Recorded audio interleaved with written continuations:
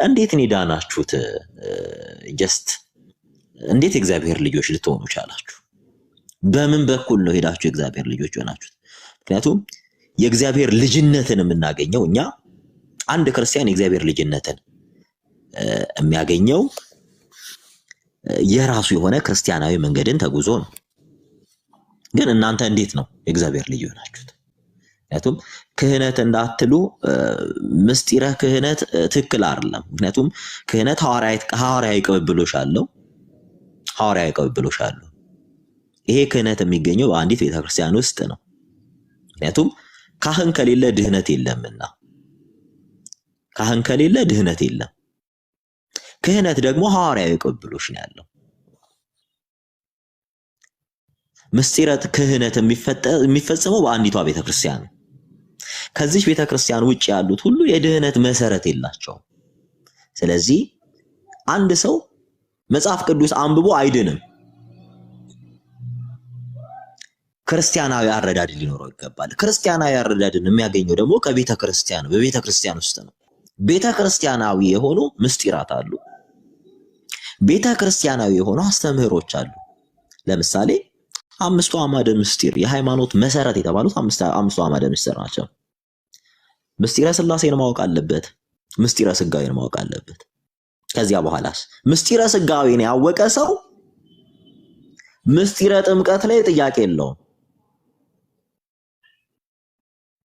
ምስጢረ ሥጋዌ የገባው ምስጢረ ሥላሴን አውቆ ነው የሚመጣው። ምስጢረ ሥላሴን ያወቀ ሀብተ መንፈስ ቅዱስን ሊቀበል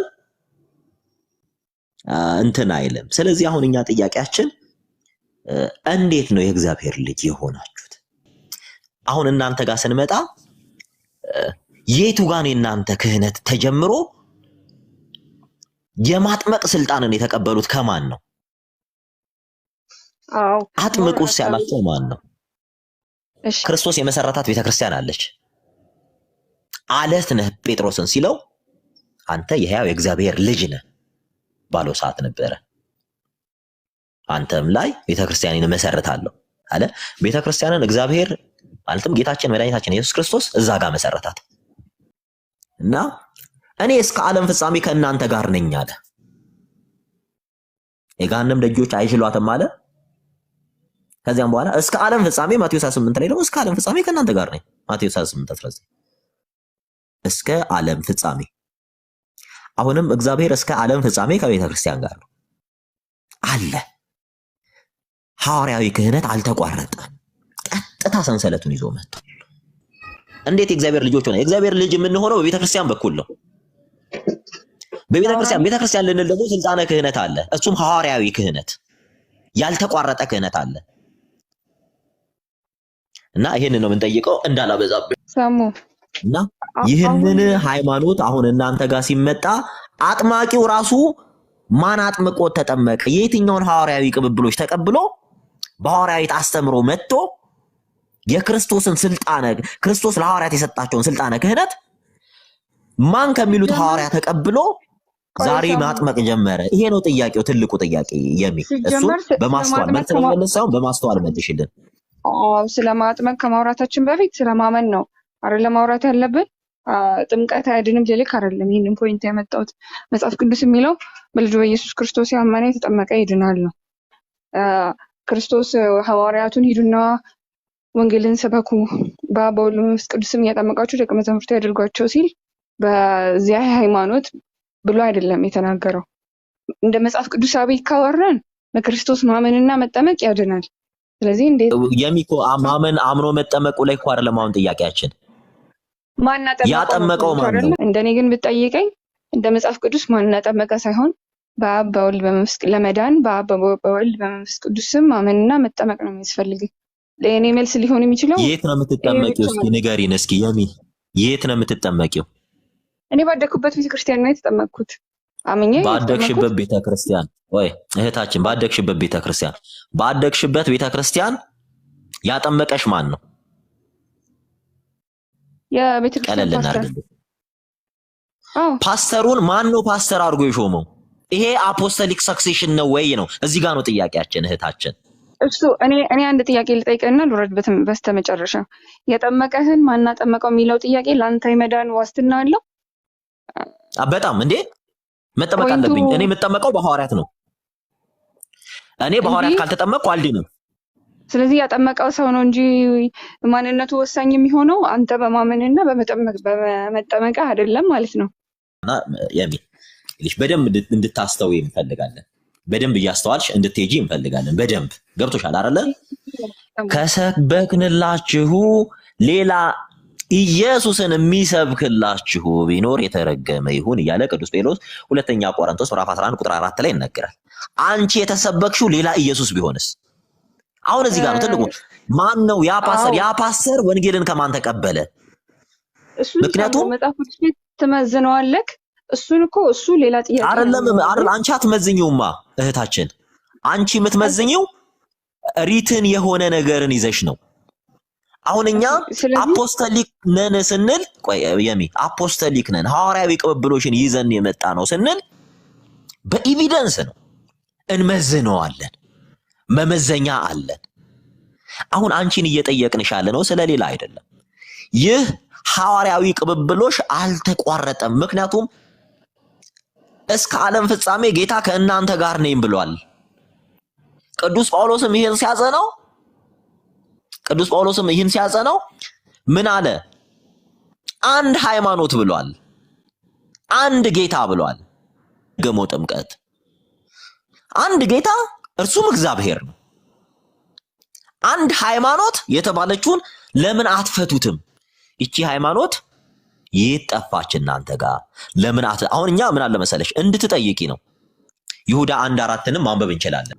ላንቺ ወንጌል የሰበከልሽ ሰው ማን ነው? ገብቶሻል አይደለ? እኛ ክርስቲያናዊ አስተምህሮሽ ትክክል ባይሆንስ በምን አወቅሽ? እነዚህ ሰዎች አፖስቶሊክ ሰክሴሽን ይላቸው ቅዱስ ጳውሎስ ተናግሯል። እኛ ከሰበክንላችሁ ውጪ ሌላ ኢየሱስ የሚሰብክ ቢኖር ብሏል። ሌላ ኢየሱስ አለ፣ ሌላ ኢየሱስ አለ። አንቺ ምናልባት ሌላው ኢየሱስን ያስተማረሽ አጥምቆሽ ቢሆንስ? መጽሐፍ ቅዱስ ሌላ ኢየሱስ እንዳለ ይናገራል። ማን? ቅዱስ ጳውሎስ። አሁን እኛ እያልንሽ ያለው ይሄ ፓስተር ወንጌልን ከማን ተማረ? ኦኬ ፓስተር የሚለውን ማዕረግ የትኛው ሐዋርያዊ ቅብብሎች ተቀብሎ የትኛው ሐዋርያዊ ቅብብሎች ካላት ቤተክርስቲያን ይህን ሹመት አገኘ? ከማን እንደተማርና ከማን እንደተረዳ ታውቃለህ። አንተ በተማርህበት ነው ተረዳበት ጸንተህ ኑር። ከማን የተማርህ? አሁን ይሄ ጥያቄ ቅዱስ ጳውሎስ ልጁ ጢሞቴዎስን ባስተማረው ልክ ነው እየጠየቅኩሻለሁ። ይሄ ፓስተር ቤተ ቸርችሽ ይከማን ነው? የማን መንበርን ተቀብላ ነው? ይሄን ነው የምልሽ። እሺ እኔ የመጨረሻ መልሴ ሊሆን የሚችለው እኔን ማንም ያጥምቀኝ ማንም የመጽሐፍ ቅዱስ አማኝ እስከሆንኩ ድረስ ዋጋው የኔ መዳን ሊሆን የሚችለው በክርስቶስ አምኜ መጠመቄ ነው። የኔ መልስ ሊሆን የሚችለው ይሄ ነው። በመጨረሻ የትኛውን ክርስቶስ ነው የተቀበልሽው? እሺ ማን ያስተማረሽን ክርስቶስ ተቀበልሽ? መጽሐፍ ቅዱስን ማን አስተማረሽ? አምላክ ሆኖ ወደ ምድር ስጋን ለብሶ የመጣውን ከቅድስት ድንግል ማርያም የተወለደውን ስለኛ ኃጢአት ሲል የሞተውን ኢየሱስ ክርስቶስ በመጨረሻም ደግሞ ሊወስደን የሚመጣውን ክርስቶስ አምኜ ተጠምቄ ስለዳንኩኝ የእግዚአብሔር ልጅ ሆኛለሁ ማለት ነው። በመጨረሻ ማን ያስተማርሽ? እንዲሁ አሁን እኮ ትልቁ ጥያቄ ለኔ እሱ ጉዳይ አይደለም ማለት እንዴት ነው አንቺ ሳታውቂ ምንም ሶርስ የሌለው ግለሰብ እኔ አንቺን ማጥመቅ እችላለሁ እንዴ? አምናላ በቃ አምኛለሁ በቃ አጥመቀኝ ብለሽ ብትመጪ እኔ ላጠምቅሽ እችላለሁ እንዴ? ኖ አንተ ከሰበክልኝ አንተ ወንጌልን ከሰበክልኝ እኔ ሰብኬ እኔ ማጥመቅ እችላለሁ። እኔ እስከማውቀው እስከተማርኩ ድረስ አንተ ለኔ ወንጌልን ከሰበክና እኔን ከዓለም ከመለስከኝ ልታጠምቀኝ ትችላለህ። እኔ አጠምቅሻለሁ አንቺን። አረ በእግዚአብሔር ችግር የለውም።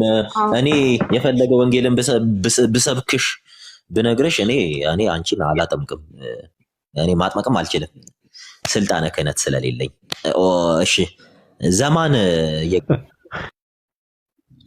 ምን አይነት መልስ ነው ግን የምትመልሱት? ለምን ትጣመማላችሁ? ማን ነው መጽሐፍትን ጽፋ ይሄ የቅዱስ ጳውሎስ መልእክት ነው፣ ይሄ የእንትና መልእክት ነው፣ ይሄ እንትና መልእክት ነው ብሎ መጽሐፍ ቅዱስን ጽፎ ሰብስቦ ደጉሶ ያሰጠህ ማን ነው? ቤተክርስቲያን አይደለች? ስለዚህ በማስተዋል እንድትመልስልን እንፈልጋለን። እኔ አሁን ልቦናን ቅን እንድታረግ እንፈልጋለን። መጽሐፍ ቅዱስን የጻፈችው ቤተክርስቲያን ናት። እማትፈርሰው ዘለዓለማዊ የሆነች ቤቱ ቤተክርስቲያን ናት። እቺም ክርስቶስ ሙሽሪት ብሎ የጠራት አካሌ ብሎ የጠራት እቺ ቤተክርስቲያን ናት። ስለዚህ መጻሕፍት በዚህ ቤተክርስቲያን ውስጥ ተጻፉ። በዚህ ቤተክርስቲያን ውስጥ የሚሰበሰቡት እነማን ናቸው? የዚህ ቤተክርስቲያን እምነት ያላቸው፣ የዚህችን ቤተክርስቲያን አረዳድ ያላቸው እነዚህ ናቸው። እና ወንድማችን ይሄ አሁን ላይ የመጣ እኛ ቤተክርስቲያን ነን ምናምን ቤተክርስቲያን አያስፈልግም ለሚሉ አደገኛ የሆኑ ቤተክርስቲያን አሁን በነገራችን ላይ ይሄ ሪፎርሜሽን ያመጣው ሐሳብ ነው። እኚህ ኢሉሚናቲዎች ኢሉሚናቲ ማለት ብርሃን ይበራልን ማለት ነው። አውትሻይን ያደረግን የተገለጠልን ኢሉሚኔት አደረጉ ማለት ነው። ኢሉሚናቲ ማለት ሌላ ምንም አይደለም። አሁን ላይ ዛሬ እኛ ኢሉሚናቲ ምንለው ኢሉሚናቲ ማለት አውትሻይን ብርሃን ይበራልን ምድራዊ ዕውቀት የተገለጠልን ማለት ነው። ይህም የሰይጣን ማህበረሰብ ብለን የምንጠራው የፈጠሩት እነሱ ናቸው። በሪፎርሜሽን ውስጥ ቤተክርስቲያን አያስፈልግም። የሰው ልጅ በራሱ ዕውቀትን መግለጥ ይችላል፣ ጭንቅላቱን ከተጠቀመ አምላክ መሆን ይችላል እያሉ ማስተማር ጀመሩ። በዚህ መካከል ውስጥ ሪፎርሜሽንን ፈጥረውታል። ኢምፓራለል ምንድነው? ህዝቡ ቀጥታ ስለማይቀበላቸው ሊበራል የሆነ ማህበረሰብን ሊበራሊዝም የሚባለው ያ ነው። ሊበራል የሆነ ማህበረሰብ መፍጠር አለባቸው። ሉተር ከመነሳቱ ሉተር ከ200 ዓመት በኋላ ነው እነዛ ሰዎች ያሉትን በማን እየተደገፈ በእኚህ በሪፎርሜሽናሊስቶች አንድ ግለሰብ ሉተር ከሮማን ካቶሊክ ቸርች ቅጣትና ትእዛዝ አልፎ አይደለም። ሉተር የተደገፈው በእነዚህ ነው። ኢሉሚኔት አደረገን በሪፎርሜሽናሊስቶች። ከዚህ በኋላ እነሱ ሰፖርት እያደረጉት ማንም የሚነው ሰው አልነበረም። እንደፈለገ ሐሳቡ ማስተጋባት ጀመረ። ካቶሊክ እምነት ተከታዮችና የፕሮቴስታንት እምነት ተከታዮች ሰይጣንን ተቀበሉ። በዓለም ደረጃ በቢሊየን የሚቆጠሩ በአንድ ቀን አንባፕታይዝድ ብለው ተጠመቁ በዓለማችን። which means ይህ ነው ቤተ ክርስቲያን አያስፈልግም የሚለው ዲያብሎስ ብቻ ነው። ሐዋርያት ምን አሉ? ምን ማስረጃ አለ? ለዛ መጽሐፍ ቅዱሳዊ ማስረጃ አለ? ሰሙ ቆይ ስማን ይለ እኔ ኦርቶዶክሳዊት እኛ ፍጽምት ሃይማኖት ናት የምንለው ሰሙ የፈጠራት ወይም ነገ ሌላ ሰው የሚፈጥራት ማንም ሐሳቡን አምጥቶ የሚጭንባት አይደለም። አንድ ሰው የራሱን ሐሳብ የሚያመጣ ከሆነ እንግዳ ትምህርት ሲያስተምር እንግዳ ነገር ስንሰማ ሐዋርያት ምን አስተማሩ ብለን የሐዋርያትን አስተምህሮ መጽሐፈ ሊቃውንት አለን። ለዚህ ነው ቤተክርስቲያንም ታስፈልጋለች የምንለው። ለዚህ ነው እናንተ ጋር አሁን እየሰማን የነበረው አንድ ትልቅ ስህተት አለ። ምንድነው? በኢየሱስ በኩል እኛ ቀጥታ ወደ ኢየሱስ መጸለይ አንችልም። በኢየሱስ በኩል ወደ አብ ነው የምንጸልየው። አሁን ነው ብሎ ይሄ ሰው አሁን ይሄ ፓስተር የምትሉት አሁን ቸርች የግል ቸርች አለው ትልቅ የሚከተለው ሰው አለ ነው ብለህ አንተ ዘማን ይሄን ሰው እንዳይከራከሩት ፓስተሮቹ የቀድሞ አባቶች ስለዚህ ምን አስተማሩ ብለው የሚገልጡት መጽሐፍ የለም። በሐሳብ ብቻ ነው እንዲህ አይደለም እኛ እናስተምረም ከማለት ውጪ ሪትን የሆነ ነገር ይሄው መረጃ አለ። የቀድሞ አባቶች ይሄን ይላሉ ብሎ መረጃ የሚያወጣ ይላል። አሁን እኛ ጋር ብትመጣ የፈለከውን ነገር አሁን ሰሙ ላይ ጭነህ መሄድ አትችልም። ሰሙም የፈለገውን ነገር እዚህ ጋር ላሉ ኦርቶዶክሳውያን ጭኖ መሄድ አይችልም።